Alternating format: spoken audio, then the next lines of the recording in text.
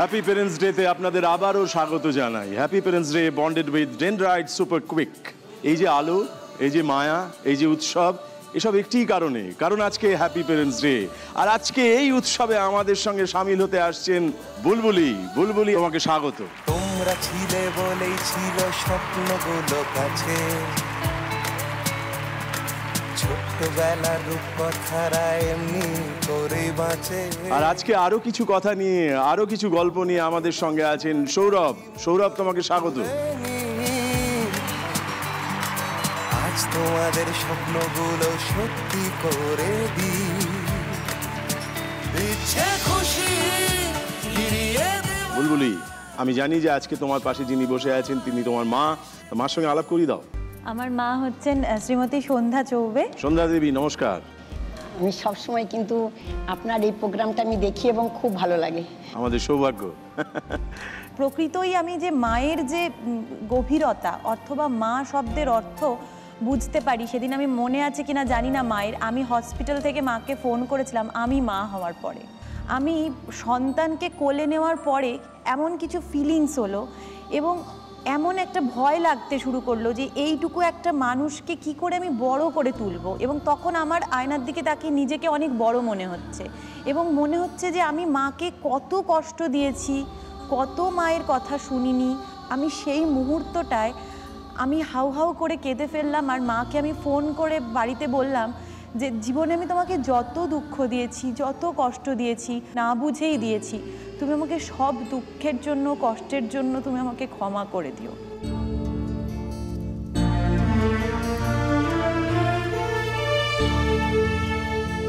তুমি খুব সুন্দর বলেছো। এই যে চোখের সামনে যখন দেখলে এবং বললে যে একে আমি কি করে বড় করে তুলবো, বড় করে তোলা মানে তো শুধু সত্যই ওর বয়স বেড়ে যাক এটা না, সব দিক থেকে বড় করে তোলা। এবং অদ্ভুতভাবে সেই মুহূর্ত থেকে আমি সব মায়েদেরই জাস্টিফাই করতে পারলাম। মা শব্দের অর্থটা না অনেক বড় হয়ে গেল। তখন বুঝতে পারলে মা হওয়া মুখের কথা নয়। এই যে ওর নাম রেখেছিলেন বুলবুলি, আপনি টুনটুনিও রাখেননি, অন্য কাকাতুয়াও রাখেননি, কিংবা টিয়াও রাখেননি, এই যে বুলবুলি রাখলেন। বুলবুলির শব্দটা মাথায় এলো কেন? আপনার কি বুলবুলি মানে পাখি খুব পছন্দের? বুলবুলি কিন্তু আমার ডাক নাম। হ্যাঁ। আমাদের পাশের বাড়িতে একজন ছিলেন, ওনার 4টি সন্তানই মারা যান। তো ওই শেষ মেয়েটি মারা যাওয়ার পর আমার জন্ম, আমি সোনামা বলি। তো সোনামার ওই শেষ সন্তানটির নাম ছিল বুলবুলি। তো ওই হিসেবে আমার নাম বুলবুলি, কিন্তু আমার ভালো নাম বিজয়া। আমার বিজয়া দশমীর দিন জন্ম। তাই নাকি? বেশ, ঠিক আছে, ওর সঙ্গে আলাপ করে নি। সৌরভ, হ্যাঁ, তোমাকে আমরা চিনি, দর্শকও তোমাকে চেনে, কিন্তু তোমাকে গড়ে তোলার পেছনে যিনি আছেন তার সঙ্গে আলাপ করবো। আমার মায়ের নাম শ্রীমতী কণিকা চট্টোপাধ্যায়। কণিকা দেবী, নমস্কার। আমার মা বলতে মনে হয় সর্বং সহা জননী, এবং এই মুহূর্তে আমার শ্রেষ্ঠ বন্ধু। আমাকে জীবন দর্শনের প্রত্যেকটা পথ যিনি চিনিয়ে দেন, এবং ছোটবেলা থেকে আমার যাবতীয় আবদার, বায়না, অত্যাচার সবই মায়ের কাছে, এবং মায়েরও শাসন, আদর, স্নেহ সবটাই বোধহয় আমি। ফলে এক কথায় মায়ের পৃথিবী যেমন আমি, আমার পৃথিবী এবং আমার ঈশ্বর আমার মা। বাহ, এই যে ছেলে এত আদর যত্নে প্রায় মন্ত্রোচ্চারণের মতো আপনাকে আমাদের সামনে হাজির করলো, আপনার চোখটা চিকচিক করছে দেখতে পাচ্ছি। সেটা কি আনন্দে? না, এমনিও খুবই ভালো। আমার ছেলে বলে বলছি না, খুবই ভালো মানুষও ভালো। আপনার গর্ব হয় ওর জন্য, আনন্দ হয় ওর জন্য। ওই যে বুলবুলি একটু আগে বলছিল একে কি করে বড় করে তুলবো, মনে হয় বড় করে তুলতে পেরেছেন। না না, কাঁদবেন। আমাদের এই অনুষ্ঠানে কেঁদে হালকা হবেন এবং হেসেও হালকা হবেন।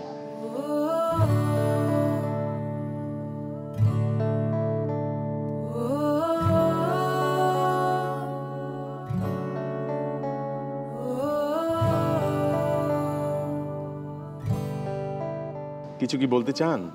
না, যেটা হয়েছে ও নিজের ইচ্ছেতেই হয়েছে, নিজেই সবটা করেছে। আপনাকে যে ক্রেডিট দিল সেটা আপনি নিতে চাইছেন না? এই ক্রেডিট দেওয়া নেওয়ার খেলা বোধহয় চলতেই থাকবে, কিন্তু মূল ব্যাপার হচ্ছে আসলে আমরা হয়তো সারাক্ষণ লড়াই করেছি, চেষ্টা করেছি নিজের মতো করে, কিন্তু কোথাও একটা চালিকা শক্তি লাগে তো মানুষকে বাঁচতে হলে। সেই চালিকা শক্তি হয়ে মা সবসময় দাঁড়িয়েছিলেন। মা বোধহয় সম্ভাবনাটা কোথাও দেখতে পেয়েছিলেন। মা তো সেই জন্যই বোধহয় আমার আজকে এই জায়গায় আসতে পারা। সব মাই তার সন্তানের মধ্যে অজস্র সম্ভাবনা দেখতে পান প্রতি মুহূর্তে। আর সেই জন্যই আমাদের এই উৎসব এত সুন্দর লাগে, সেই জন্যই এত মানুষ তোমার মাকে দেখতে দেখতে নিজের মাকে মনে করেন। আমরা একটা ইচ্ছে পূরণের খেলা খেলি এখানে, আমরা 4টি ইচ্ছে পূরণ করতে পারি। তো এই 4টি ইচ্ছে পূরণের জন্য খেলাটাকে 4টি ভাগে ভাগ করে নেওয়া আছে। প্রথম ধাপ, দ্বিতীয় ধাপ, তৃতীয় ধাপ, চতুর্থ ধাপ। প্রথম ধাপে 50 পয়েন্ট জোগাড় করতে হয় এই প্রথম ইচ্ছে পূরণের জন্য। দ্বিতীয় ধাপে আরও 50 অর্থাৎ 100 পয়েন্ট জোগাড় করতে হয় দ্বিতীয় ইচ্ছে পূরণের জন্য। তৃতীয় ধাপে আরও 50 অর্থাৎ 150 জোগাড় করতে হয় তৃতীয় ইচ্ছে পূরণের জন্য। চতুর্থ ধাপে আরও 50 অর্থাৎ 200 জোগাড় করতে হয় তোমার চতুর্থ ইচ্ছে পূরণের জন্য। এমন অনেক বাবা মা আছেন যারা এই মুহূর্তে একটু বিপর্যস্ত, তার যে ইচ্ছে সেই ইচ্ছেটি পূরণ করবে আজকে যে বিজয়ী বা বিজয়িনী হবে সে আমাদের হয়ে। এটা একটা বিশেষ ইচ্ছে। জ্যোৎস্না হালদারের বয়স 60 বছরের বেশি। রবীন্দ্র সরোবর প্রাইভেট গলিতে থাকেন। এক ছেলে ও 2 মেয়ে। আমার এক ছেলে 2 মেয়ে। এক ছেলে 1 মেয়ে বহুদিন থেকে নিখোঁজ। বড় মেয়ের বিয়ে হয়ে গেছে, সে আমাকে দেখে না। একবারই কাজ করতাম, 2 বালতি জল নিয়ে 2তলার থেকে 1তলায় পড়ে যায়, মাথায় চড়ে লাগে। ডাক্তারের বলতে কি চায়, আমি প্রাণে মরতে বসেছিলাম। সরকারি হাসপাতালে দেখে প্রাণে বাঁচলাম, কিন্তু কাজ করার কোনো ক্ষমতা নেই। আমার স্বামী কলের মিস্ত্রি, রোজ কাজ হয় না, আমাদের রোজগার খুব কম, আমার খুব কষ্টের দিন কাটে। স্বামীর সাহায্য ছাড়া কোনো কাজ করতে পারেন না। আমাদের খাবার দাবারের খুব কষ্ট, কেউ যদি একটু খাবার দিয়ে যায় তাহলে একটু উপকার হয়। এবারে খেলা শুরু করা যাক। তোমার প্রথম ইচ্ছেটা কি? প্রথম ইচ্ছে হলো এই যে সবার জন্য যে আমরা স্বাদ পূরণ, যারা বিপর্যস্ত মানুষ, ছোটবেলায় আমার মনে হতো যে আমার বাড়ির জিনিস আমি লোককে কেন দেব, খুব একটা দেওয়া থোয়াতে আমার আগ্রহ ছিল না। আমরা হচ্ছে কনজিয়া ব্রাহ্মণ, উত্তরপ্রদেশের ব্রাহ্মণ আমরা। তো আমাদের বহু পুরুষ আগে, বাবাদেরও পূর্বপুরুষ, মায়েদেরও পূর্বপুরুষ মুর্শিদাবাদে চলে আসে। তো সেখানে কিছু জমি সম্পত্তি করে সেটা জমিদার, কিন্তু জমিদারি পড়তি অবস্থা। এখন আর সেই জিনিস নেই। এখন আমার বাবা একেবারেই বেড রিডেন, আমার বাবা আর উঠতে পারেন না, আমার বাবা কথাও বলতে পারেন না, খুবই আদো আদো আমার ছেলের মতন কথা বলে। তো বাবা যখন যেতেন, আমাদের একটা নিয়ম আছে, পাত কুড়োতে হয়, অর্থাৎ যে এঁঠো পাত পড়ছে সেই পাত 5টা পাত কুড়োতে হয়, বাড়ির মেয়েকে, বাড়ির বউকেও। তো সেবারে আমারও 5টা পাত কুড়োনোর পালা পড়েছে। বাবা খাওয়াচ্ছে মানে ভুড়ি ভোজ নয়, খুবই সাধারণ খাওয়া। তো মা বলেছে তুই পাত কুড়োবি, তুই দাঁড়িয়ে থাক। তো দাঁড়াতে দাঁড়াতে আমি ভাবছি কি যে মানে এই একটা মহা জ্বালাতনের কাজ পাওয়া গেছে প্রত্যেক 6 মাস অন্তর, আর আমারও বাবার সব পয়সা খরচা হয়ে যাচ্ছে। এরকম দাঁড়াতে দাঁড়াতে আমি যে 5টা পাত টার্গেট করেছি যে এরা উঠলে আমি তুলবো, তাদের মধ্যে একটা বয়স্ক লোক তার 2টো ছোট ছোট নাতি নাতনি নিয়ে খাচ্ছিল। একটা সময় দেখছি যে লোকটা যেভাবে খাচ্ছে মনে হচ্ছে ওই খাবারটা তার কাছে বিরিয়ানি কাটলেটের থেকেও বেশি, এবং ওই বাচ্চাগুলোকে বারবার খাওয়াচ্ছে যেন 4-5 দিন ওরা আর ভালো করে খেতে পাবে না। এবং সঙ্গে কিছু ফাটা জিনিসপত্র এনেছে, তাতে খিচুড়ি দিলে পড়তে পড়তে যাবে, কিন্তু তাও বাড়ির লোকের জন্য নিয়ে যাবে। পাতে কিছু নেই, আর শেষ বিন্দুটাও এরকম করে চেটে চেটে খাচ্ছে। আমার গাটা না কাঁপতে শুরু করলো। আমি ভাবলাম যে ভগবান তুমি আমাকে ক্ষমা করো, আমি কি পাপ করে ফেলছিলাম, আমি যে কত লোকের অন্ন নেই, কত লোকের বস্ত্র নেই, এই বোধই ভগবান আমাকে তুমি দাওনি। আজকে যদি এখানে দাঁড়িয়ে এই অপেক্ষাটা আমি না করতাম, এই বোধ আর আমার বোধহয় সারা জীবনে হতো না। এবং তারপর থেকে আমি যা রোজগার করেছি, আমিও 6 মাস অন্তর অন্তর আমার বাপের বাড়ির গ্রামে গিয়ে ওই ভুড়ি ভোজের ব্যবস্থা যেটুকু করেছি, যে ওই একই মেনু, কিন্তু এটা আমি আজও কন্টিনিউ করি। এবং এই যে মা বাবার ইচ্ছে পূরণ, আমি চাই যে বাবা তো এখন আর যেতে পারবেন না গ্রামে, সেই শরীর বাবার নেই, মা আছে, মায়ের সঙ্গে আমি যেতে চাই। এবং সেই ইচ্ছে পূরণটা যদি আমি করতে পারি, তাহলে আমি আর মা আবার যাব, পুজোর পরেই যাব, বিজয়া সম্মেলনীতে ওদের সবাইকে খাওয়াবো। সেটাই তোমার ইচ্ছে? বাহ, খুব সুন্দর ইচ্ছে। তোমার প্রথম ইচ্ছেটা কি? আমার মায়ের প্রত্যেক দিন সন্ধেবেলার একটা আড্ডার জায়গা আছে, আমাদের 1তলার ঘরে সেই আড্ডাটা বসে। আড্ডাটার আমরা নাম দিয়েছি বক বক ক্লাব। সেখানে মানে সম্পূর্ণ অর্থহীন প্রচুর কথাবার্তা পুরো সন্ধে জুড়ে হয়। এতদিন মোটামুটি কাঠের চেয়ার ইত্যাদিতে বসে তারা আড্ডা মারতেন, তবে সবারই বয়স হচ্ছে, তো একটু আরামের প্রয়োজন। তাই আমার মনে হয় আমাদের সেই বৈঠকখানার জন্য যদি একটা উডেন কাউচ আর 2টো সিঙ্গেল সিটিং অ্যারেঞ্জমেন্ট পাওয়া যায়, তাহলে সেটা খুব ভালো হয়, মায়েরা খুব মজা আসে সেখানে জমিয়ে গল্প করতে পারবে। বাহ, তো এই দুটো ইচ্ছে পূরণের জন্যই 50 জোগাড় করতে হবে দুজনকেই। বুলবুলি, তোমার প্রথম ইচ্ছে পূরণের জন্য প্রথম প্রশ্নটা তোমার সামনে আসছে, দেখে নিই।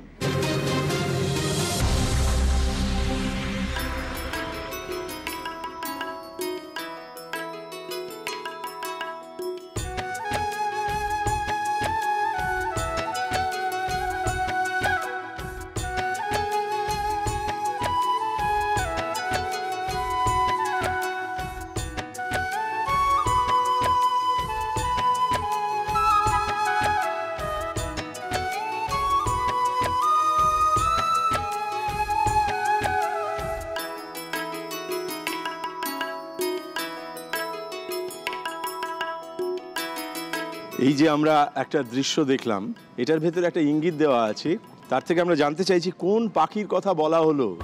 বলবো? যদি নিশ্চিত হও বলো। লালঝুটি কাকাতুয়া। এটাই তোমার উত্তর? নিশ্চিত তুমি? নেব তো। তোমার ব্যাখ্যাটা কি? লালঝুটি কাকাতুয়াই কেন মনে হলো? কাকাতুয়ার সিগনিফিকেন্সটাই হচ্ছে লাল ঝুঁটি। এই যে মা যে ঝুঁটি বাঁধছিলেন এবং তার সঙ্গে লাল ফিতে দিয়ে বাঁধছিলেন, এটাই হচ্ছে লাল ঝুঁটি কাকাতুয়া। এটাই তোমার ব্যাখ্যা তো? তোমার এই উত্তরটা নিলাম। তুমি কি চ্যালেঞ্জ করতে চাও? ও চ্যালেঞ্জ করেনি, এবার দেখে নেবো যে এই উত্তর দিয়ে তুমি 25 পেলে কি পেলে না, দেখা যাক। লাল ঝুঁটি কাকাতুয়া ধরেছে যে বায়না, চাই তার লাল ফিতে জীবনিয়া রায়না। কাকাতুয়া একেবারে সঠিক উত্তর। তুমি 25 নম্বর পেলে। সৌরভ, এবার তোমার পালা। প্রথম পর্বের একেবারে প্রথম প্রশ্নটাকে তোমার সামনে আনা হচ্ছে, ভালো করে দেখে নাও।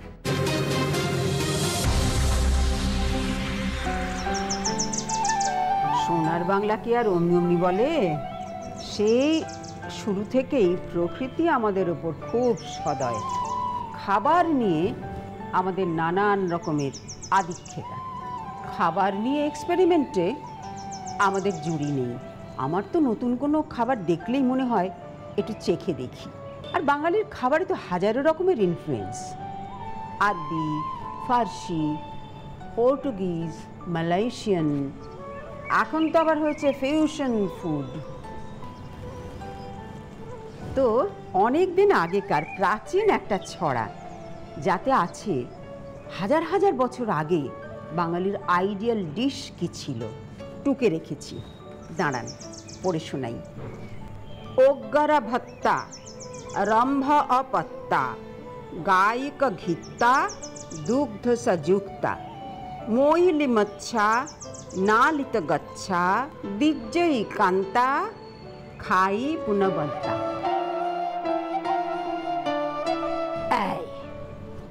এই হলো বাঙালির সেই আইডিয়াল ডিশ। এইটা হলো ওগ্গরা ভত্তা, মানে গরম ভাত। গায়িক ঘিত্তা, দুগ্ধ সযুক্তা, অর্থাৎ খাঁটি গরুর দুধ থেকে তোলা খাঁটি ঘি। মইলি মচ্ছা মানে মৌরলা মাছ। নালিত গচ্ছা মানে নালতে শাক। দিজ্জয়ী কান্তা, খাই পুনবন্তা। অর্থাৎ কিনা যে লোকটির স্ত্রী এইসব পদ রান্না করে তার পাতে দিতে পারে সে পুণ্যবান। এবার বলুন তো, রম্ভ পত্তা সেটা কি জিনিস? মণি দিদা আমাদের সামনে মাঝে মাঝেই আসেন, তারপরে এরকম অসম্ভব সব অজানা তথ্য আমাদের সামনে হাজির করেন এবং একটি প্রশ্ন করেন, তারপর উত্তরও জুগিয়ে দেন। আপাতত তোমার কাছে একটি প্রশ্ন রেখেছেন, রম্ভা পত্তা, এই শব্দটির অর্থ কি? পত্তা মানে পাতা, রম্ভা মানে কলা, কলা পাতা। নিশ্চিত হও, উত্তর দাও, আমায় জিজ্ঞেস করো না। কলা পাতা। কলা পাতা, বেশ। আপাতত তোমার এই উত্তরটা নিলাম। তুমি কি চ্যালেঞ্জ করতে চাও? না। বেশ, ও চ্যালেঞ্জ করেনি, তুমি একটি উত্তর দিয়েছো। আমরা এবার মণিদিদার কাছে জেনে নেব যে আমরা তোমার কাছে ঠিক উত্তর না ভুল উত্তর কি পেয়েছি। রম্ভা পত্তা মানে হচ্ছে কলা পাতা। তার মানে মণিদিদা যা জানালেন তার সারবত্তা হলো যে তুমি একেবারে ঠিক উত্তর দিয়েছো। শুভেচ্ছা, অভিনন্দন, ধন্যবাদ।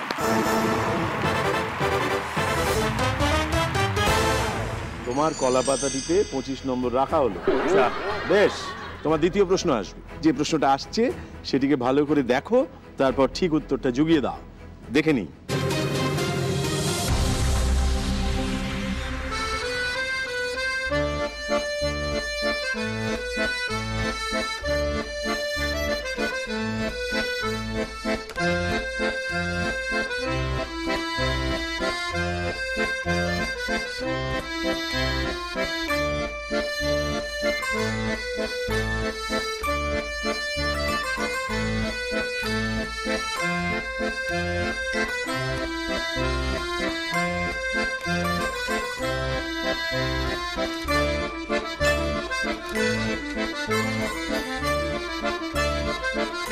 এটা কি খাচ্ছি বলো তো?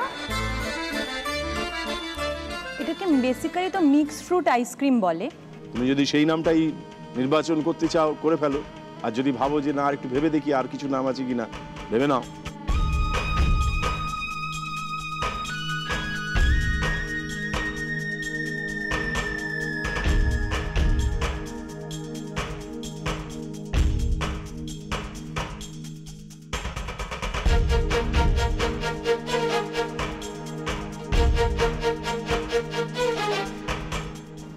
জেলাতো। জেলাতো, এটাই নেবো তো? জেলাতো। বেশ, তুমি কি চ্যালেঞ্জ করতে চাও? না। এবার দেখে নি তুমি যে উত্তরটা দিয়েছো এই আইসক্রিমের নাম সেটাই কিনা।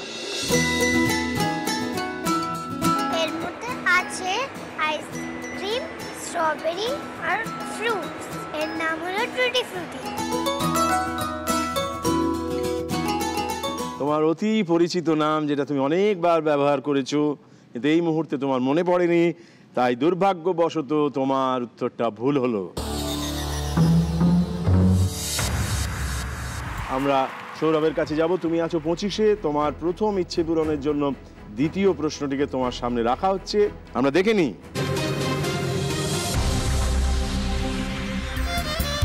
উড়িয়ে লুচি আড়াই দিস্তে 1.5 কুড়ি আম সহ, কিংবা সুনীল গঙ্গোপাধ্যায়ের দিস্তে দিস্তে লেখা।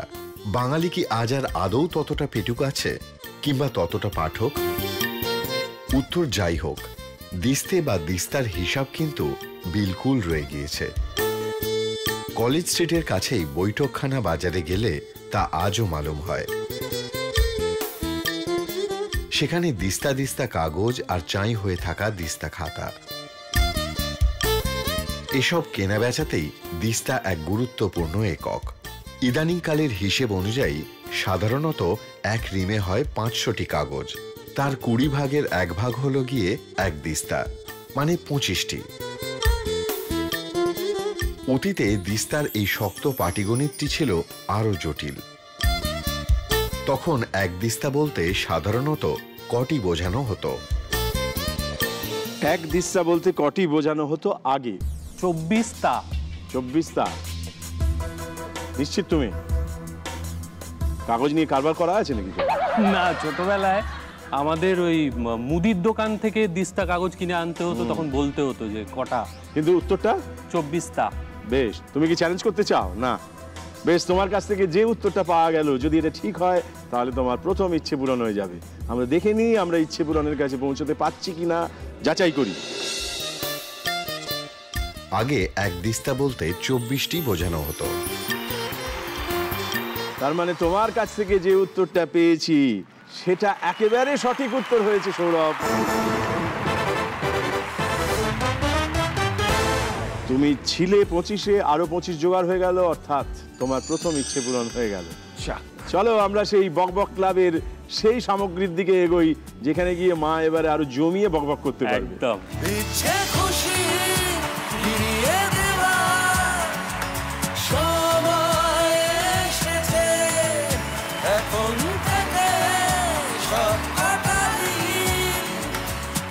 আপনাকে জিজ্ঞেস করবো যে এই আমাদের জীবনের ভুল ঠিকের খেলায় এরকম কোনো ভয়ঙ্কর ঘটনা আছে যে ভুলটাও না করলেও পারতো? হ্যাঁ, আছে অনেক ঘটনা। একটা ভুল তো পড়াশোনাটা তখন করলো না, তখন ও সিরিয়াল করতো। পড়াশোনা মানে আমি উচ্চ শিক্ষাটা করলাম না, মানে মাস্টার ডিগ্রি গ্র্যাজুয়েশনের পরে আমি উচ্চ শিক্ষা করতে পারতাম। আর বিয়ে বিয়ে বিয়ে মানে আমি খুব অল্প বয়সে বিয়ে করেছি, মানে অভিনয়টাও আমি কিন্তু সিরিয়াসলি কখনো করিনি। মানে সেই সময় প্রচুর অফার্স ছিল, সব কিছু ছিল, সিনেমা থেকেও অফার ছিল, কিন্তু আমার মনে হয়েছিল যে না, আমার সেটেল করা উচিত, সংসার করা উচিত, সব কিছু। তখন তুমি প্রেমে পড়েছো? তখনও খুব ইচ্ছা ছিল যে গ্রামে যেটা করতো আর কি, শ্বশুর শাশুড়ি পায়ে তেল দেওয়া, হাজব্যান্ডের পায়ে তেল দেওয়া, এইটাই ছিল সুন্দর সংসার। সেইটাই ওর ইচ্ছে হয়েছিল? বাহ, তা সেটা তখন তুমি বাবাকে বললে? তখন আমি বাবাকে রোজই বলতাম যে বাপি সববার বিয়ে হয়ে গেল, বাপি তুমি আমার বিয়েটা কেন দেখছো না? বাপি বললো কি দেখবো? আমি বললাম তুমি আমার পাত্র দেখবে না, আমি বিয়ে করবো না। বাবা আমার কি বিয়ে হবে না, বাবা আমার কি বিয়ে হবে না। আর কেউ আমাকে প্রপোজও করতো না। ভয় পেতো নাকি? কি জানি, কেউ এসে বলতো না যে আমি তোমার সঙ্গে প্রেম করতে চাই, তোমাকে আমার ভালো লাগে, বা ডেটিং এ যাব। সবাই দেখি চলে যাচ্ছে, আমার আর কপালে কোনো শিখে ছিটছে না। আমি তখন বাপির থেকে 1500 টাকা নিলাম। 1500 টাকা নিয়ে আমি কম্পিউটারে মামনি আর আমি গিয়ে মানে ওই ম্যাট্রিমোনিয়াল সাইটে গিয়ে ভালো করে নিজের বিয়ের বিজ্ঞাপন দিলে। Ooh la la ooh la la ooh la la ooh la la. কি লিখলে নিজের সম্পর্কে? হ্যাঁ, একটি বিবাহযোগ্য উন্মাদ কন্যা বিয়ে করিতে চায় এবং হাউসওয়াইফ। আচ্ছা, এবার সবাইকে আমি বলছি যে আমি তো হাউসওয়াইফ হতে চাই। তারা বলেন না না, হাউসওয়াইফ হলে তো খুব বিপদ, তোমার দুদিনের বেশি ভাল লাগবে না, তুমি হাউসওয়াইফ হো না। আমি ভাবছি কি আমার তো স্বপ্ন। ও তুমি ঠিকই করে রেখেছিলে যে তুমি হাউসওয়াইফই হবে। ইচ্ছে পূরণ হচ্ছে না, আমি তো হাউসওয়াইফ হতে পারছি না। এবার দেখছি স্যাটারডে সানডে সম্বন্ধ আসছে, কিন্তু ক্যান্সেলেশনের ভাগ বেশি। তারপরে আমার বরের সাথে আলাপ হলো। আমি বললাম যে একটাই শর্ত, তুমি কবে বিয়ে করবে বলো। আমার বর বললো যেদিন হবে বলবে সেদিনই করব। আমার বর এসে মাকে আর বাবাকে বলল, কিন্তু মা বাবা বলেছিল যে একেই বিয়ে করো, কিন্তু কিছুদিন বাদে অ্যাটলিস্ট কেরিয়ারটা, মানে কেরিয়ার ইন সেন্স নিজের পায়ে দাঁড়িয়ে, নিজের পায়ে আর দাঁড়িয়ে আমি বিয়েটা করিনি। তুমি তখন একটু বিয়ে পাগলা ছিল? বিয়েটা করে নিই। হ্যাঁ, তো সেটা মা বাবার বিরুদ্ধে গিয়ে করলে? হ্যাঁ, ওরা বারণ করলো তারপরেও করলে? কিন্তু তবুও নিজের মনে হয় এখন যে বাবা মা যে স্বপ্নটা দেখেছিল বা যে ইচ্ছে পূরণটা আমি করতে পারতাম, সেটা শুধু নিজের খামখেয়ালিপনার জন্য আমি করিনি। ওরে ভালোবাসা এমন একটা জিনিস, ওরকম খামখেয়ালিপনা করিয়ে নেয়।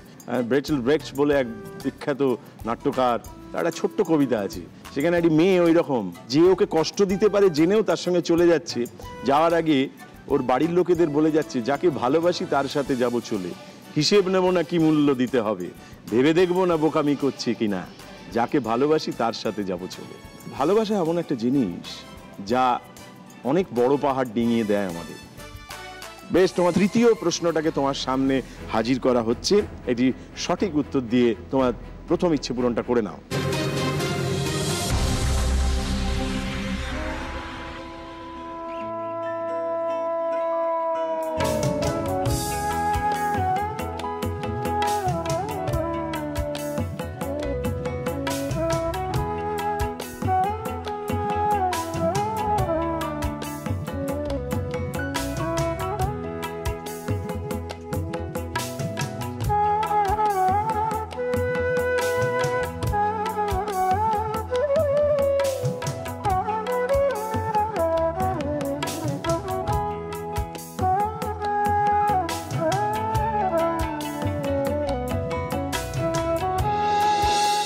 একটি জিনিস তৈরির পদ্ধতি দেখানো হলো, তাই এটা কি তৈরি করা হলো?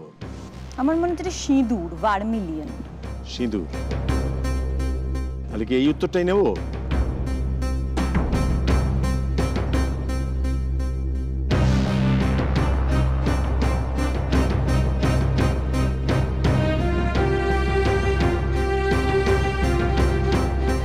চিন্তায় একটা সিঁদুরে মেঘ। আমার এটা সিঁদুরই মনে হচ্ছে। বেশ, তোমার এই উত্তরটা নিলাম, সিঁদুর। তুমি চ্যালেঞ্জ করতে চাও? না, থাক। বেশ, ও চ্যালেঞ্জ করেনি, তুমি বলেছো সিঁদুর। এবার দেখে নেব তোমার কাছ থেকে যে উত্তরটা পাওয়া গেল সেটার হাত ধরে আমরা প্রথম ইচ্ছে পূরণ করতে পারছি কি পাচ্ছি না।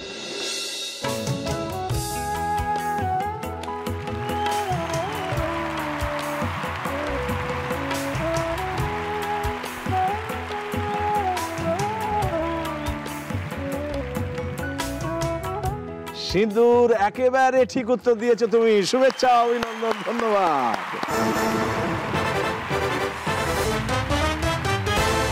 এবং তুমি ছিলে 25-এ, 25 থেকে আরো 25 জোগাড় করে পৌঁছে গেছো 50-এ। 50-এ পৌঁছানো মানে তোমার প্রথম ইচ্ছে পূরণ। ইচ্ছে খুশি ফিরিয়ে দেওয়ার সময় এসেছে, এখন থেকে সব কাটাবি হ্যাপি। আমাদের এবারের দ্বিতীয় ইচ্ছে তোমাদের দুজনেরই জেনে নেব, তারপর আমরা প্রশ্নের মধ্যে ঢুকবো। তোমার দ্বিতীয় ইচ্ছেটা কি? আমার দ্বিতীয় ইচ্ছে হচ্ছে আমি 3 বার চেষ্টা করেছি মাকে বাবাকে বৈষ্ণোদেবী নিয়ে যাওয়ার, কিন্তু হয়ে ওঠেনি। আমি চাই যে এবার বৈষ্ণোদেবী নিয়ে যেতে। মা বাবাকে নিয়ে? বাবাকেও নিয়ে যাব, কারণ এখনো বাবার যেটুকু অবস্থা রয়েছে পারবে, বাবা কষ্ট করেও যেতে পারবে। বেশ, তোমার দ্বিতীয় ইচ্ছেটা কি? বড়বেলু বলে শ্রীরামপুরে একটা জায়গা আছে, সেখানে সোমনাথ মহারাজ বলে একজন আছেন, তিনি একটি ছোট্ট আশ্রম করেছেন। সেই আশ্রমের সঙ্গে আমি, মা এবং আমাদের বেশ কয়েকজন বন্ধু যুক্ত। সেখানে আমরা ওই আমাদের সামান্য সামর্থ্য দিয়ে হয়তো পুজোর সময় জামা কাপড় বা কোনো সময় একটু বই খাতা, কোনো সময় অন্য কোনো সামগ্রী পাঠানোর চেষ্টা করি। সোমনাথ মহারাজের আশ্রমের জন্য যদি কিছু আর্থিক অনুদান সম্ভব হয়। বেশ, এই দুটো ইচ্ছে পূরণের জন্য আবার তোমাদের 50 জোগাড় করে 100-তে পৌঁছতে হবে। 100-তে পৌঁছতে পারলে দ্বিতীয় ইচ্ছে পূরণ হয়ে যাবে। এছাড়া এইচকে দত্ত জুয়েলার্সের তরফ থেকে মার জন্য একটি বিশেষ পুরস্কারও থাকবে। সৌরভ, তোমার জন্য তৃতীয় প্রশ্নটা আসছে দ্বিতীয় ইচ্ছে পূরণের জন্য।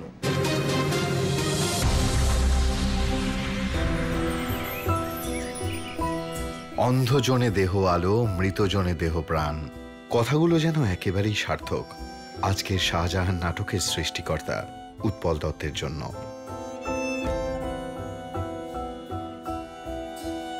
ভুবন সোমের সোমবাবু থেকে আগন্তুকের অনাহত অতিথি, কখনো বা গোলমাল হ্যায় ভাই সব গোলমাল হ্যায়। वो कहा करते थे कि मनुष्य को अपने आदर्श और मूंछों का उचित आदर करना चाहिए। Moustache is the mirror of human soul and mind. मूंछ तो मन का दर्पण है। लाख रुपए की बात है। बेटा, मैं तो कहता हूँ जिसके पास मूंछ नहीं उसके पास मन ही नहीं है। 1949 সালে তারই পরিচালনায় তৈরি হয় লিটল থিয়েটার গ্রুপ। পরবর্তীকালে যোগ দেন ইন্ডিয়ান পিপলস থিয়েটার অ্যাসোসিয়েশনে। মানুষের জন্য মানুষের কথা বলতে তৈরি হয় একের পর এক ঐতিহাসিক প্রযোজনা।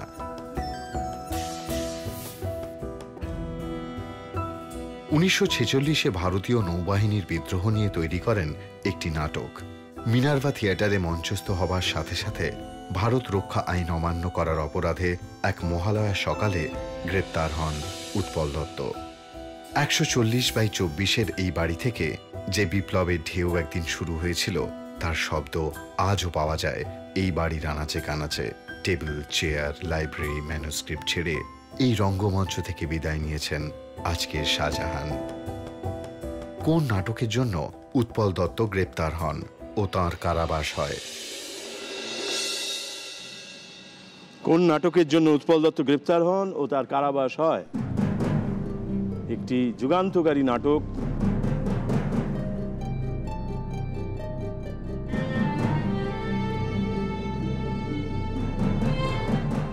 কল্লোল।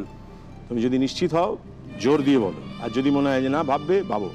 তুমি যদি চ্যালেঞ্জ করতে চাও চ্যালেঞ্জ করতে পারো।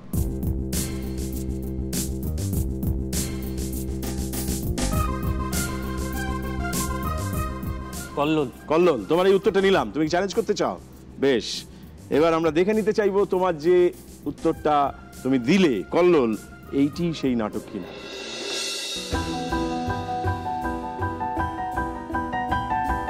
কল্লোল নাটকের জন্য উৎপল দত্ত গ্রেপ্তার হন। দীর্ঘ 7 মাস কারাবাস হয়। পরবর্তীকালে এই নাটকের নামেই নামকরণ হয় তার বাড়ির। তার মানে তোমার কাছ থেকে যে উত্তর পেয়েছি সেটা একেবারে সঠিক উত্তর। শুভেচ্ছা, অভিনন্দন, ধন্যবাদ। 50 নম্বর তোমার কাছে ছিল, আরো 25, তুমি 75-এ পৌঁছলে। তুমি আছো 50-এ। তোমার দ্বিতীয় ধাপে চতুর্থ প্রশ্নটা তোমার সামনে রাখা হচ্ছে, দেখে নি।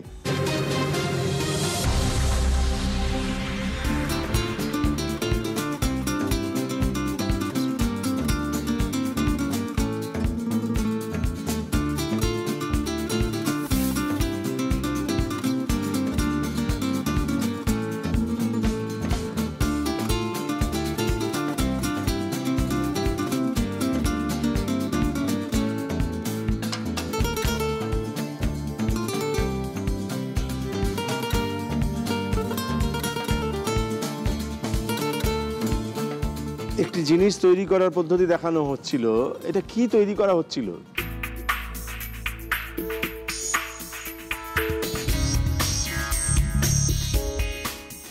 দুটো নাম মাথায় আসছে। কি কি নাম? একটা হচ্ছে প্লাস্টার প্যারিস, আর একটা হচ্ছে নেম প্লেট। কিভাবে? তুমি দেখেছো তো ভালো করে যেটা দেখানো হচ্ছিল?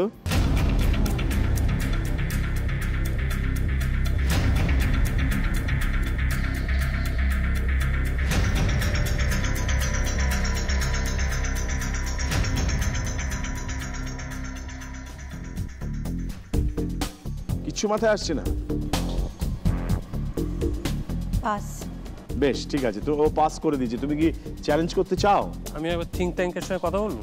নিশ্চয়ই বলতে পারো, তোমার একটা সাহায্য চলে যাবে। ঠিক আছে? হ্যাঁ, সাহায্য চলে যাবে নিশ্চয়ই। তুমি মার সাহায্য নিলে সাহায্য যাবে না? মার থেকে সাহায্য নেবে, সেটা আচ্ছা, স্বীকার চ্যালেঞ্জ করবে। করব কি করব না সেটুকু প্রশ্ন করতে হবে। হ্যাঁ, সেটা করতে হবে। করব চ্যালেঞ্জ। বুঝতে পারছিস না ওটা দেখ। না, তুমি কি বলছো? কপালটুকে করছি, তাহলে করছি। বেশ, করো চ্যালেঞ্জ।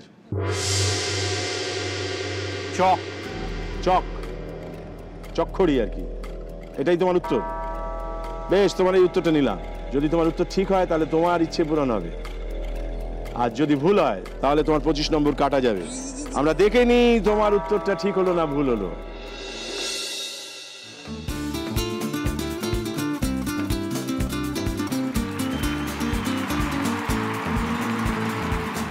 তোমার মনে যেটা আঁক কষলো চক দিয়ে, সে উত্তরটা একেবারে সঠিক উত্তর হলো। শুভেচ্ছা, অভিনন্দন, ধন্যবাদ। এবং তোমার কাছ থেকে যেহেতু উত্তরটা পাওয়া যায়নি, তাই দুর্ভাগ্যবশত আমরা যে ঘোষণা করব যে তোমার উত্তরটা ভুল হলো। তোমাকে 50-এ আপাতত দাঁড় করিয়ে রেখে যেহেতু তুমি পৌঁছে গেছো 100-তে, এই 25 জোগাড় করে, অতএব তোমার দ্বিতীয় ইচ্ছে পূরণ হয়েছে।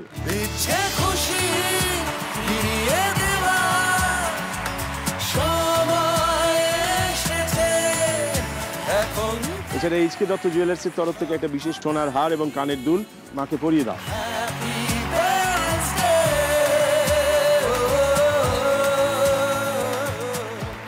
সৌরভ, তোমাকে একটা জানতে চাইবো যে তোমার এ পাশে একজনের থাকার কথা ছিল, তিনি নেই, এই বিষয়টাও বা কি, মানে কেন নেই, কি ব্যাপার?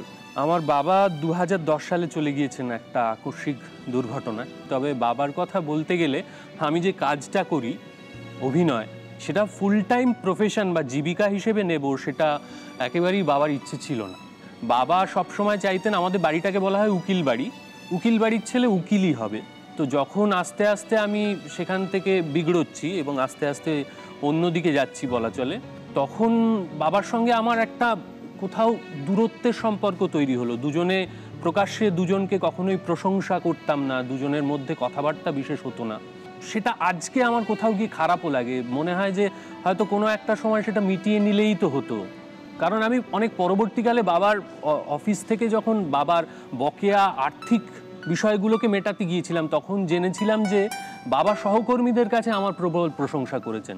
তখন সেটা ভীষণ ভালো লেগেছিল, মনে হচ্ছিল যে তাহলে এই কথাটা তুমি আমায় বলতে পারলে না। আর তখন নিজেকেও মনে হচ্ছিল যে আমিই বা কোন তালেবর হয়ে উঠেছিলাম যে এই সামান্য অভিমানটুকু ছেড়ে, নিজের সেই জায়গাটুকু ছেড়ে আমি গিয়ে বলতে পারলাম না, তাহলে হয়তো মিটে যেত। সেটা একটা আক্ষেপ কোথাও গিয়ে রয়েই গেছে। কিন্তু তা বাদ রেখে ওই আমার প্রফেশনে আসা এবং সমস্ত কিছুকে নীরবে সমর্থন করে গেছেন আমার মা সারাক্ষণ। হয়তো বাবার সঙ্গে তার যুদ্ধ হয়েছে, বিবাদ, সময়টা তো খুব মারাত্মক, তাই তো? খুব সাংঘাতিক, মায়ের জন্য তো খুবই ভয়ানক। হ্যাঁ, লুকিয়ে ওর নাটক দেখতে যেতাম, বলতাম বাপের বাড়ি যাচ্ছি। ও, উনি নাটক দেখতে জানোনি কোনোদিন? না। একটু আমি বলবো এখানে, ও যখন বাবা হবে ও নিজেও সন্তানকে এত ছাড় দিতে পারবে না। কেন কি, আমি তো মা হয়েছি, আমি বুঝতে পারি সন্তানকে একটা নিশ্চয়তার রাস্তায় দেখতে ভালো লাগে। তাই ভেতরে হয়তো একটা দিক মনের বলছে যে সন্তানের এটা শখ, হয়তো এখান থেকেও অনেক উন্নতির রাস্তা দেখবে, কিন্তু যতদিন না দেখছে ততদিন ওই সিঁদুরে মেঘটা মাথায় নাড়া দিতেই থাকে। আমার মনে হয় অনিশ্চয়তাগুলো মনে বাসা বাঁধে এবং তা অন্য রূপে বাসা বাঁধে। তুমি মুখে বলবে তোমার সন্তানকে যে আমি তো এই পথে হেঁটেছি, তুমি করো, তুমি নিশ্চয়ই পারবে, কিন্তু ভেতরে ভেতরে তোমার কোথাও একটা, আচ্ছা ও যদি না পারে তাহলে কি হবে, এবং এই না পারে এই ভাবনা থেকেই কিন্তু তোমার সঙ্গে দূরত্ব তৈরি হবে। এখন মনে হয় যে এতটা না করলেই হতো, ওই যে প্রতিনিয়ত বলে চলা যে খারাপ এই ওই, সেখান থেকে আমারও বোধহয় একটা বাষ্প জমেছিল কোথাও, যেটা আমিও বের করে দিতে পারিনি চোখের জল করে।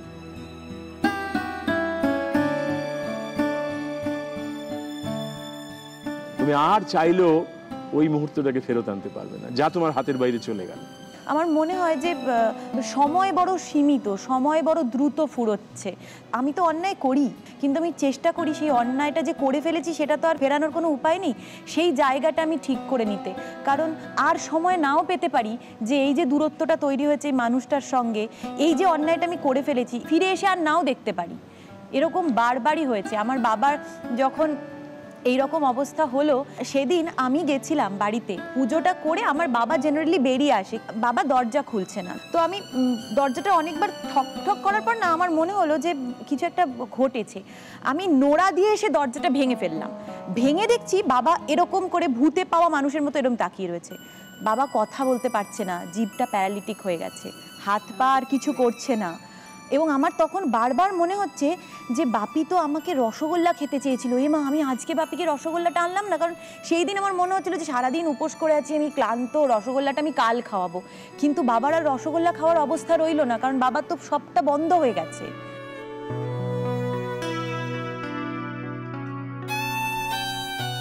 এটা আমার বারবারই মনে হয়। সেই জন্য আমি কোনো কিছু আর ফেলে রাখি না, এখন যা হবে এখনই করে দিই আমি। তাহলে এই তোমার কাছ থেকে এই তথ্যটা জানার পর অনেক মানুষ তোমার সঙ্গে ঝগড়া করতে চাইবে এই ভেবে যে ও ঠিক ভাব করে নেবে।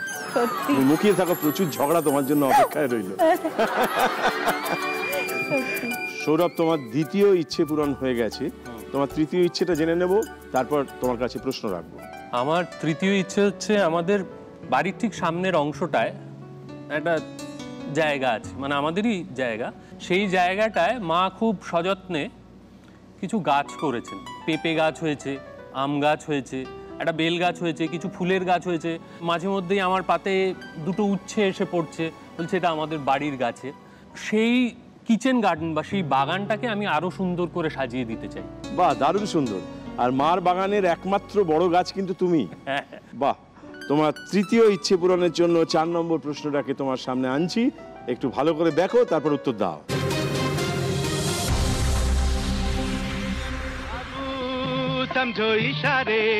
ট্যাক্সি মানে আমরা জানি 4 চাকার একটি যান, অতি প্রয়োজনীয়, কিন্তু সেই বাহনটিকে নিয়ে আমাদের অভিযোগের শেষ নেই। 1980 সালে ভারতবর্ষের একটি রাজ্যে মোটর বাইক ট্যাক্সি চালু হয়। একজন মাত্র সওয়ারের জন্য একজন পাইলট। অল্প খরচায় সারা দিন ঘুরে বেড়ানো যায়। ভারতবর্ষের অন্যান্য শহরেও এখন মোটর বাইক ট্যাক্সি নামানোর পরিকল্পনা চলছে। সম্প্রতি বেঙ্গালুরু ও গুরগাঁওতেও 2 চাকার ট্যাক্সি চালু হয়েছে। নানান রকম অ্যাপের মাধ্যমে সেগুলি বুক করা যায়। এই সস্তার ট্যাক্সি ভারতবর্ষের পাবলিক ট্রান্সপোর্টে একটি গুরুত্বপূর্ণ পরিবর্তন এনে দিতে পারে। ভারতের কোন রাজ্যে প্রথম মোটর বাইক ট্যাক্সি চালু হয়? ভারতের কোন রাজ্যে প্রথম মোটর বাইক ট্যাক্সি চালু হয়েছিল?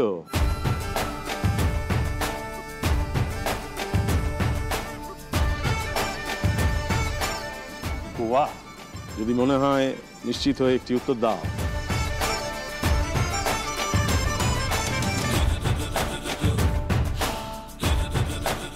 গোয়া। যে ভঙ্গিমায় বলছো, গোয়ানিজরা খুব হতাশ হবে। আমার জায়গাটা যাওয়া হয়নি, সোনা থেকে বলছি। সোনা থেকে? বেশ, তোমার এই উত্তরটা নেব না? উত্তরটা নিলাম। তুমি কি চ্যালেঞ্জ করতে চাও? না। দেখি তোমার উত্তরটা ঠিক না ভুল।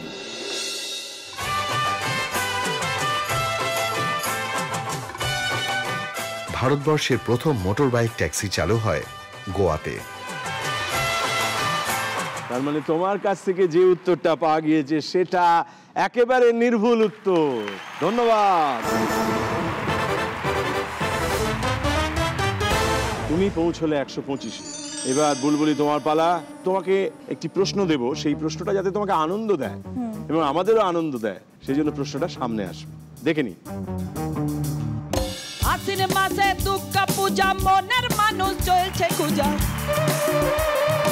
আশ্বিন মাসে দুর্গা পূজা, মনের মানুষ চলছে খুঁজা মরদ আছে পুরুলিয়ার গায়ে গো অথচে লাল মাটিতে খরা ও সুজন হে আইসো তুমি ফিরাইলিতে বধুকে ও সুজন হে আইসো তুমি ফিরাইলিতে বধুকে ও সুজন হে আইসো তুমি ফিরাইলিতে বধুকে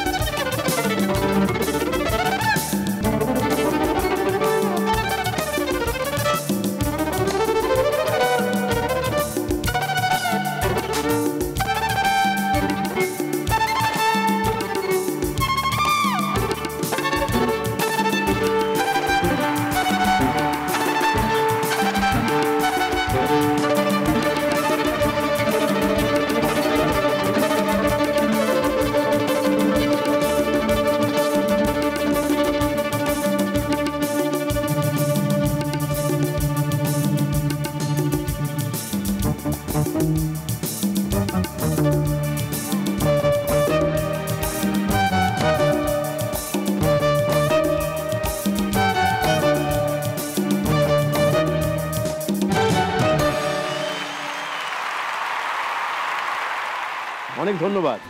বেশ, কিন্তু এই যে আয়োজন এই সবই তো একটি প্রশ্নের জন্য। তোমাকে বলবো যে বুলবুলিকে যদি তুমি প্রশ্নটা করো। এইটা তো একটা ঝুমুর সুরে গান, মানে ট্র্যাডিশনাল একটা সুর। ঠিক এই সুরে বাংলা একটা বিখ্যাত গান আছে, ভীষণ বিখ্যাত গান, সেই গানটা কি?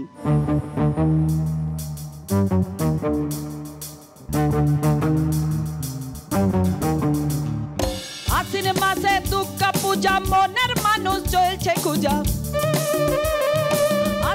খুব সহজ গান, অনেকবার শুনেছো, অনেকবার নিজে গুনগুন করে গেয়েছো।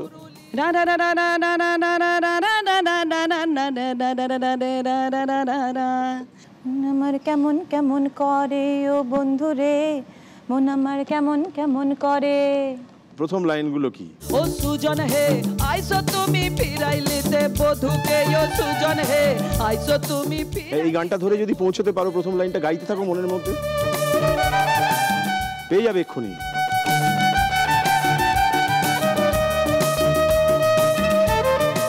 আমি পারবো না। বেশ, ঠিক আছে, তুমি কি চ্যালেঞ্জ করতে চাও?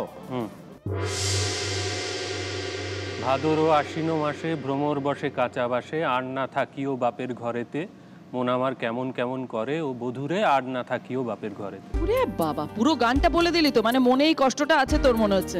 প্রচন্ড বিশ্বাস করো।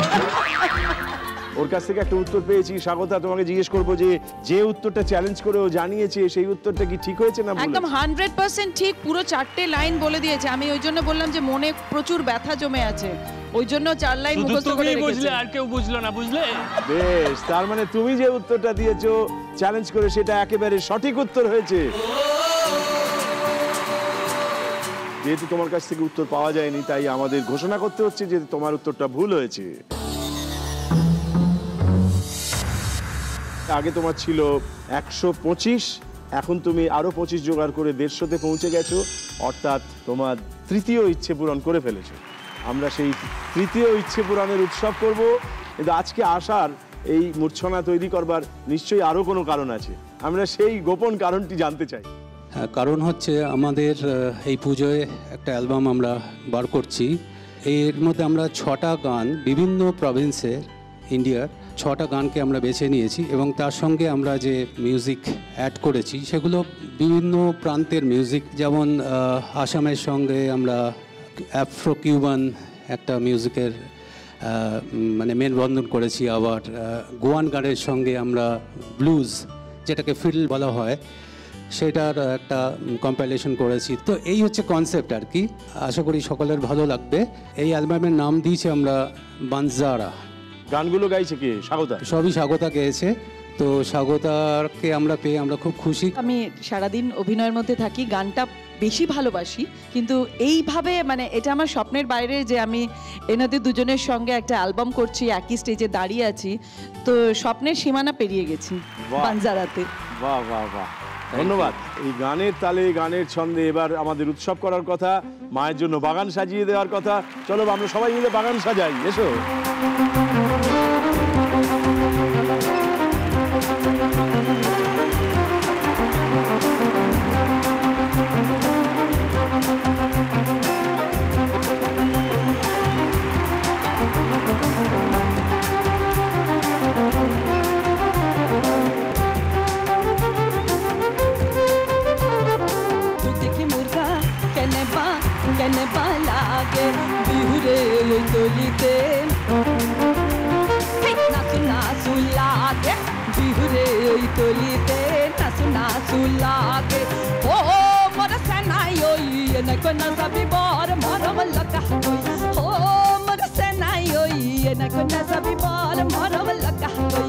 দেখি মুর্গা কেনে বা লাগে, তু দেখি মুর্গা কেনে বা লাগে। সৌরভ, তুমি তৃতীয় ইচ্ছে পূরণ করে ফেলেছো এবং তোমার চতুর্থ ইচ্ছেটা তোমার কাছে একবার জেনে নেব। মায়ের বেটায় ছোটবেলা থেকে ভাল লাগে হচ্ছে বেনারসের গঙ্গা আরতি যখন হয় সেই দৃশ্যটা, কাশীর অলি গলি, এবং এটা আমাদের দুজনেরই অনেক দিনকার শখ যে আমরা দুজন মিলে একবার কাশী মানে বিশ্বনাথ ধাম বেড়াতে যাব। সেই বেনারস যাওয়া আমাদের দুজনের ট্রিপ যদি সম্ভব হয়। বাহ, খুব সুন্দর ইচ্ছে।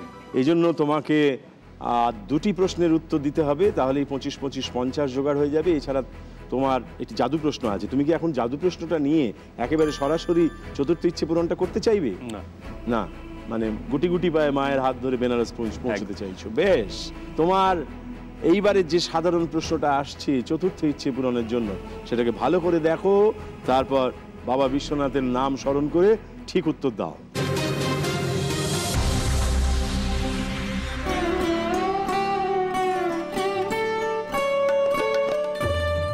ভারতবর্ষের ইতিহাসে মহীয়সী মহিলাদের মধ্যে অন্যতম ছিলেন রানী রাসমণি। 1793 খ্রিস্টাব্দে তিনি জন্মগ্রহণ করেন। বর্তমানে কলকাতায় অবস্থিত একটি জায়গার এক জমিদার পুত্র রামচন্দ্র দাসের সঙ্গে তাঁর বিবাহ হয়। স্বামীর মৃত্যুর পর তিনি সেই জমিদারির হাল ধরেন। তিনি ছিলেন অত্যন্ত প্রজাবৎসল। তাঁর দান ধ্যান, জনহিতকর কাজকর্মের জন্য তিনি সবার কাছে পরিচিত হন লোকমাতা রানী রাসমণি হিসেবে। জনশ্রুতি আছে স্বপ্নে মায়ের আদেশে তিনি 1855 সালে স্থাপন করেন দক্ষিণেশ্বরের কালী মন্দির। প্রধান পুরোহিত হিসেবে নিয়োগ করেন পরমহংস রামকৃষ্ণদেবকে। কোন জমিদারির সঙ্গে রানী রাসমণির নাম জড়িত? এটা কি জায়গাটার নাম বলতে হবে? জায়গার নাম, বা তোমার যদি মনে হয় কোনো একটা বংশ পরম্পরার নাম, যা তোমার মনে হবে। এটা মায়ের হেল্প নেব। বেশ, নাও। কাশিমবাজার, জানবাজার না? জানবাজার আর কাশিমবাজার একই তো। জমিদারির নাম জানবাজার। জানবাজারের জমিদারি? জানবাজার। বেশ, তোমার এই উত্তরটা নিলাম। তুমি কি চ্যালেঞ্জ করতে চাইবে? না, আমরা এবার দেখে নিতে চাইবো তোমার যে উত্তরটা পাওয়া গেল, এই উত্তরের হাত ধরে আমরা 175 নম্বরে পৌঁছতে পারলাম কি পারলাম না। জানবাজার জমিদারির সঙ্গে রানী রাসমণির নাম জড়িত। জানবাজার একেবারে সঠিক উত্তর দিয়েছো তুমি।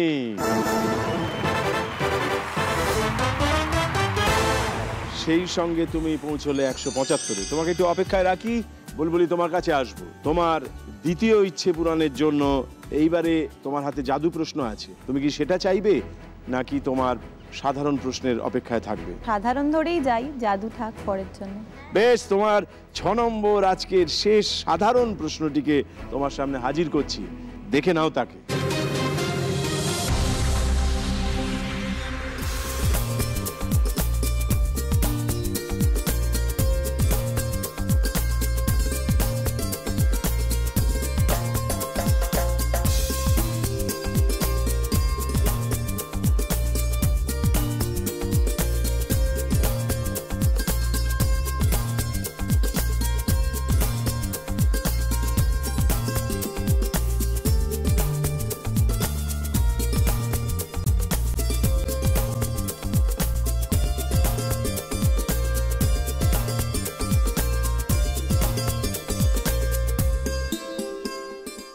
একই পটল দু রকম রূপ, একটার নাম দোলমা আর একটার নাম কোরমা।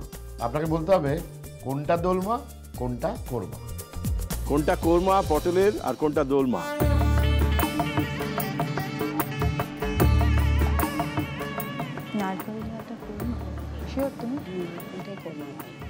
যেটা কারির মতো আছে এটা হচ্ছে কোরমা, আর যেটা এই আছে সেটা হচ্ছে দোলমা। ভালো লাগে খেতে? বেশ, যদি ঠিক হয় আরো ভালো লাগবে, আর যদি ভুল হয় তাহলে একটু বিস্বাদ লাগবে। তোমার এই উত্তরটা নিলাম, তুমি কি চ্যালেঞ্জ করতে চাও? আমরা দেখে নিই তোমার কাছ থেকে যে উত্তরটা পাওয়া গিয়েছে সেটি সঠিক উত্তর কিনা, দেখা যাক। এই যে এটা যেটা আমরা কোরমা বলছি, এর ভেতরে কিছু থাকে না, এটা একদম পটল মশলা দিয়ে কষা কষা, দারুণ, প্রায় মাংসের পর্যায়ে খেতে।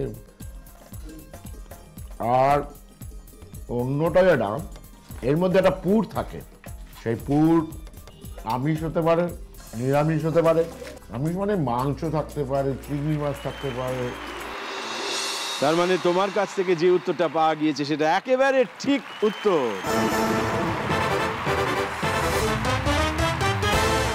তুমি পৌঁছলে 75-এ, তোমাকে একটু অপেক্ষায় রাখবো। তুমি আছো 175। তোমার একটি সাধারণ প্রশ্ন আছে, একটি ম্যাজিক প্রশ্ন আছে, আর তোমার ইচ্ছে পূরণের উপায় আছে একটি।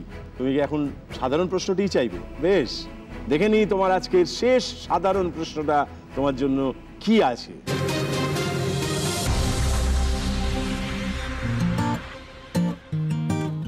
রবি ঠাকুর বলতেন, পুরুষেরা স্বভাবত অলস, বাঁধা ঘন্টার বাইরে তারা কাজ করতে চায় না, তখন তাদের আয়েশ আর আড্ডার সময়। অথচ মহিলারা ঘরে বাইরে সব সময় কাজ করে চলেছে। এই প্রাণশক্তির জোরে পড়াশোনা, চাকরি, বাণিজ্য বা ঘরকন্যা, ভারতীয় মহিলারা সব দিকেই এগিয়ে চলেছেন।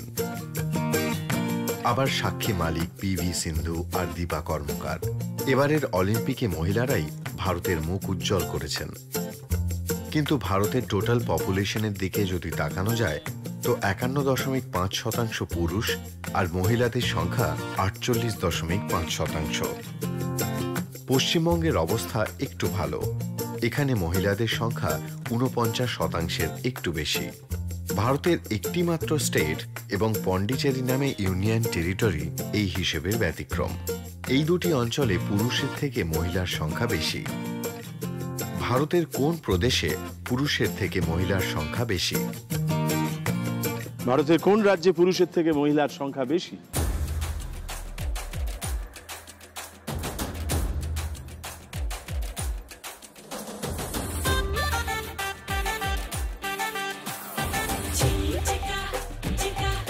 অরুণাচল প্রদেশ।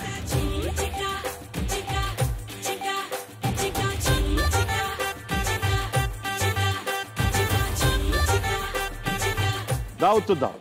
আন্দামান। একটা যে কোনো। আন্দামান। আন্দামান, বেশ, তোমার এই উত্তরটা নিলাম, আন্দামান। তুমি কি চ্যালেঞ্জ করতে চাইবে? না, আমরা এবার দেখে নিই কোন রাজ্যে বা প্রদেশে পুরুষদের ছাপিয়ে গেছেন মেয়েরা, দেখা যাক। কেরালায় পুরুষের থেকে মহিলার সংখ্যা বেশি। কেরালায় প্রতি 1000 জন পুরুষের মধ্যে আর কি মহিলা 1084 জন, মানে যদি পুরুষ 1000 জন থাকেন তো 1084 জন মহিলা আছে। কিন্তু এই যাত্রায় তোমার কাছ থেকে যে উত্তরটা পাওয়া গিয়েছে সেটা ভুল হয়েছে। তুমি 175-এ দাঁড়িয়ে রইলে, তুমি দাঁড়িয়ে আছো 75-এ। এবার তোমার জাদু প্রশ্নটাকে তোমার সামনে আনা হচ্ছে, ভালো করে দেখো, শান্ত হয়ে উত্তর দাও।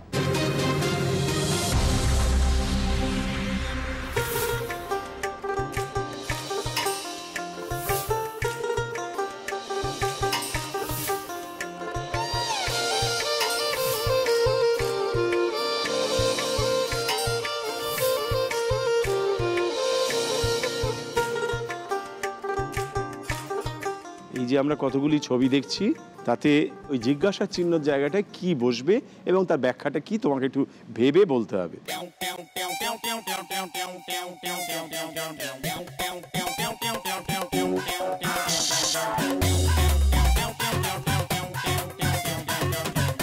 রসগোল্লা না?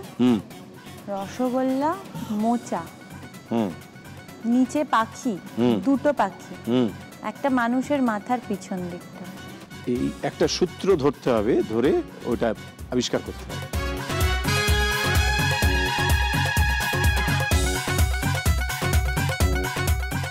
কি পাখি আছে এগুলো দেখেছো ভালো করে? বুলবুলি পাখি এটা। নিজেকে নিয়ে সংশয় কেন এত তোমার?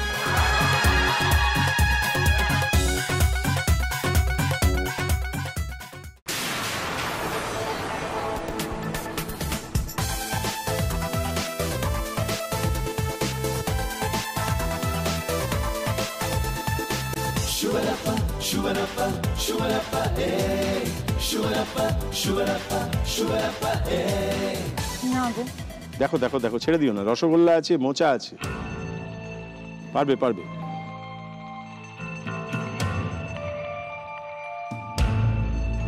রসকস, আবিষ্কার করো উত্তরটা। রসকস, এই যে রসকস সিঙ্গারা। বেশ, রস কস সিঙ্গাড়া, বুলবুলি, তারপর মস্তক।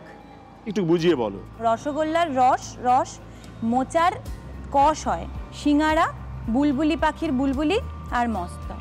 মাথার ছবি রয়েছে তাই মস্তক। তুমি কি চ্যালেঞ্জ করতে চাইবে? না। বেশ, এবার দেখে নি তোমার দেওয়া উত্তরটা আমাদের জানা উত্তরটার সঙ্গে কেমন মিল আছে তার। দেখে নি, দেখা যাক।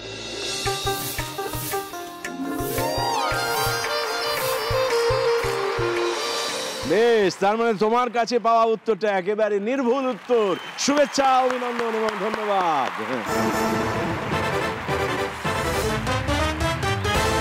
তুমি ছিলে 75-এ, 75 থেকে আরো 50 জোগাড় করে তুমি বৈষ্ণোদেবী পৌঁছে গেলে, মানে তোমার দ্বিতীয় ইচ্ছে পূরণ হয়ে গেল।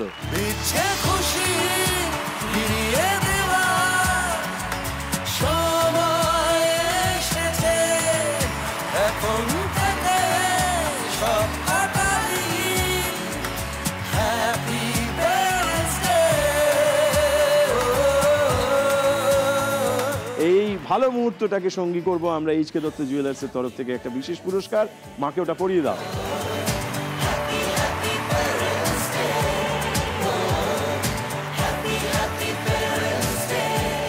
জানেন দেবুদা, হ্যাঁ, যখন মা বাবার বিয়ে হয়েছিল তখন বাবা সরকারি চাকরি করতেন। এরকমও দেখেছি যে মায়ের হয়তো ভালো পরার শাড়ি নেই, বা মায়ের অল্প কিছু বিয়ের গয়নাগাটি ছিল, সেই সব দিয়ে হয়তো বাবা আমাদের কলকাতায় বাসস্থান করেছে। আজকে হয়তো আমরা প্রতিষ্ঠিত হওয়ার পর মাকে একটা দুটো হার দিয়েছি। আজকের এই হারটার অনেক মূল্য, জানেন তো, মা সেটাই বলছে। অনেকই দিয়েছে, মানে যেটা আমি এখনো কোনো সময় পড়তে পারি না। এখন আর হয়তো মায়ের সেই বয়স নেই যখন মাকে সেই হার, ঝুমকো, পাশা, হাতের সব পরলে অনেক সুন্দর লাগতো। আজকে দুই মাই যে আমাদেরকে এত করে বড় করেছে, আজকে যে তাদেরকে এটা দিতে পেরেছি, হ্যাপি প্যারেন্টস ডেকে মানে ধন্যবাদ দেওয়ার ভাষা নেই, মানে এটার মূল্য অমূল্য। কিন্তু তোমাকে বলি যে মায়েদের বয়স হয় না, সত্যি মায়েদের এক একটা সময় এক এক রকম দেখতে লাগে, এক এক রকম রূপ হয়। তোমার মাকে এখনো ওগুলো পড়লে অসাধারণ সুন্দর দেখায়। এই যে এটা পড়েছেন, দেখো ওনার দিকে তাকিয়ে কেমন সুন্দর দেখাচ্ছে, সুন্দর দেখাচ্ছে আমার মাকে। বেশ, তোমার জন্য একটি জাদু প্রশ্ন বরাদ্দ আছে। এই প্রশ্নটার হাত ধরে তোমাকে 200-তে পৌঁছতে হবে, তাহলে তোমার চতুর্থ ইচ্ছে পূরণ হবে। প্রসঙ্গত তোমাকে জানিয়ে রাখি, তোমার এই প্রশ্নটিকে চ্যালেঞ্জ করবার সুযোগ রয়েছে, অতএব তোমার তৃতীয় ইচ্ছে পূরণ হওয়ার সুযোগ রয়েছে। তোমার তৃতীয় ইচ্ছেটা একবার তোমার কাছে জেনে নাও। এখন তো আমার বাবা বেড রিডেন, তো বেশিরভাগ সময় শুয়ে শুয়েই কাটায়। তো যদি একটা সোফা সেট হতো যাতে বাবা একটুখানি মানে বসে টিভি দেখতে পারে, বা মা রান্না করছে, ড্রয়িং রুমের সামনেই কিচেন, আধশোয়া হয়ে মায়ের সাথে গল্প করতে পারে। বাহ, ভারী সুন্দর বলেছে। এবং তোমাকে বলি যে এই যে বাবা মায়ের সঙ্গে ছেলে মেয়ের যে চিরন্তন বন্ধন, সেই যে অটুট বন্ধন, এই বন্ধনটা কিন্তু আমরা বলি যে একেবারে ডেনড্রাইট সুপার কুইকের বন্ধনের মতো। বেশ, এবার তোমার জাদু প্রশ্নটা আমরা দেখে নিই। দেখো,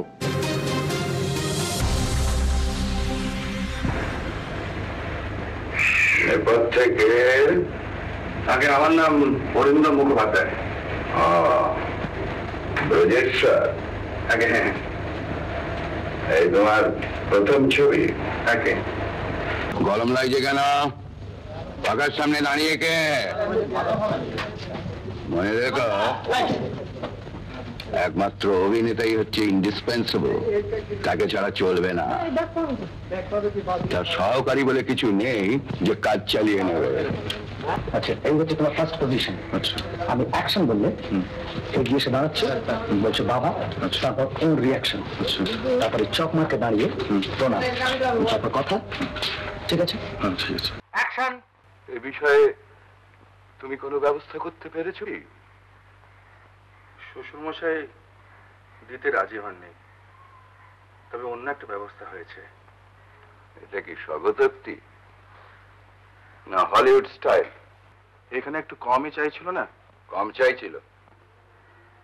বঙ্কিম লিখেছেন যে সেকালে ছেলেরা বাপের সামনে গলা তুলতো না।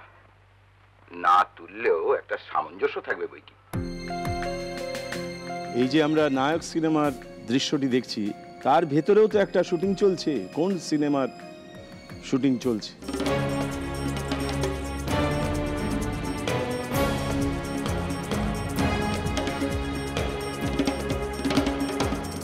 দেবী চৌধুরানী। আমরা উত্তর চাই। দেবী চৌধুরানী। দেবী চৌধুরানী, এটাই তোমার উত্তর ফাইনাল? বেশ, তোমার এই উত্তরটা নিলাম। তুমি কি চ্যালেঞ্জ করতে চাও? করব। বেশ, করো। কৃষ্ণকান্তের বিল। কৃষ্ণকান্তের বিল। বেশ সৌরভ, তুমি যদি ঠিক বলো তাহলে তুমি পৌঁছে যাবে 225-এ, মানে তোমার চতুর্থ ইচ্ছে পূরণ। বুলবুলি, তোমার যদি উত্তর ঠিক হয় তাহলে তুমি পৌঁছে যাবে 175-এ, অর্থাৎ তোমার তৃতীয় ইচ্ছে পূরণ।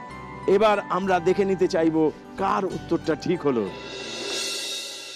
যদি একটা ফিল্মের অফার নিয়ে এসেছিল, কি বই? দেবী চৌধুরানী।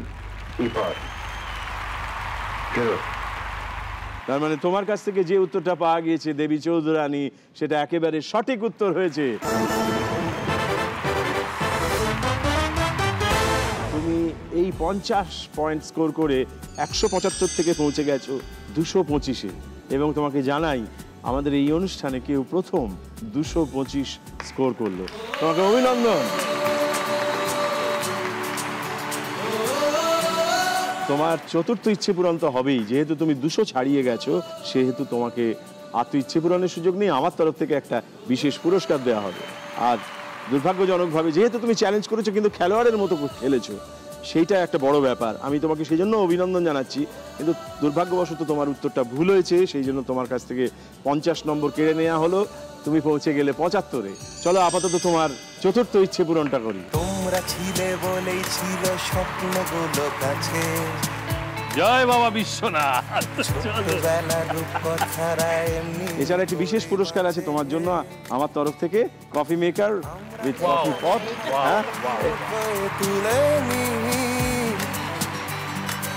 আজ তোমাদের স্বপ্নগুলো সত্যি করে দিই। এছাড়া মার জন্য এই আদি মোহিনী মোহন কাঞ্জিলালের তরফ থেকে স্বর্ণালী কাঞ্জিলালের ডিজাইন করা একটা বিশেষ শাড়ি। আর এটা এইচকে দত্ত জুয়েলার্সের তরফ থেকে 5000 টাকার একটা গিফট ভাউচার, এটা তোমার মায়ের জন্য। এবং এটি হোটেল পোলো টাওয়ার্স শিলংয়ের তরফ থেকে 2 নাইট 3 ডেজ একটা ফ্রি স্টে, এটাও তোমাদের জন্য। এটা কেয়ার কন্টিনিউয়ামের তরফ থেকে একটা হেলথ গিফট তোমার মায়ের জন্য। এনশিওরের তরফ থেকে তোমার মায়ের জন্য বিশেষ জিনিস আছে।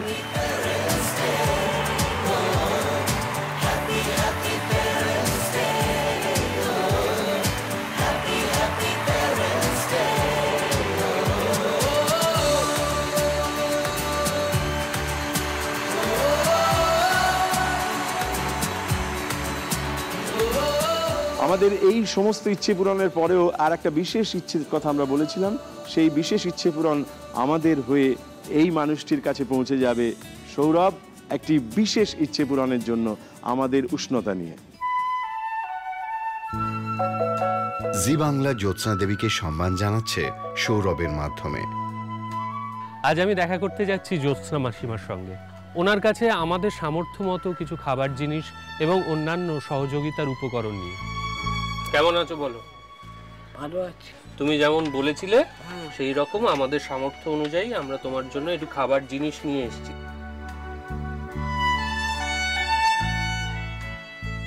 এরপর যখন আবার তোমার দরকার হবে তুমি আমাকে জানাবে, আমরা অবশ্যই এসে তোমার পাশে দাঁড়াবো। আচ্ছা। এতক্ষণ কথা বললাম জ্যোৎস্না মাসিমার সঙ্গে, অদ্ভুত একটা অনুভূতি হচ্ছে। বারবার মনে হচ্ছে সত্যি কতটা ভালোভাবে বেঁচে আছি আমরা। আর আমাদেরই খুব কাছের কিছু মানুষ কত কষ্টে কত যন্ত্রণায় নিজেদের দিন গুজরান করছে। আর আমার আন্তরিক কৃতজ্ঞতা জানাই হ্যাপি প্যারেন্টস ডেকে এইরকম একটা সুন্দর উদ্যোগে আমাকে সামিল করার জন্য। জি বাংলা হ্যাপি প্যারেন্টস ডে মঞ্চ থেকে জ্যোৎস্না দেবীর ইচ্ছা পূরণ করে সৌরভ আসলে সম্মান জানালেন এইরকম অসংখ্য বাবা মাকে।